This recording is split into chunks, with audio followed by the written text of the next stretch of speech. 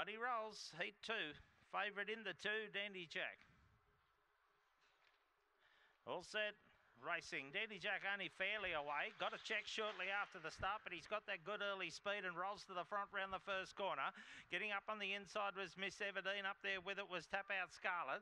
Further out deeper on the track would have been Part of Me. Getting up underneath it was Perfect Melody. Couple of lengths away came Earn Out. Of the last couple back there were Gasmic Charlie and Blackney Street.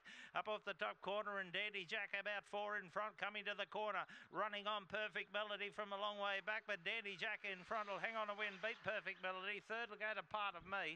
Behind them runners was Tap Out Scarlet. Looked a bit lost. Then came Miss Everdeen. Behind them runners was Blackney Street, Gasmic Charlie, and the last one into the pen, Earn Out. Winner number 2, Dandy Jack. A black dog by Dynatron out of Break Even. Owned by Helen Pringle. Trained by Raymond Smith of Forbes. Second, number 3, Perfect Melody by Spring Gun out of Sweet Betty, Robert Littlefield, Shadford.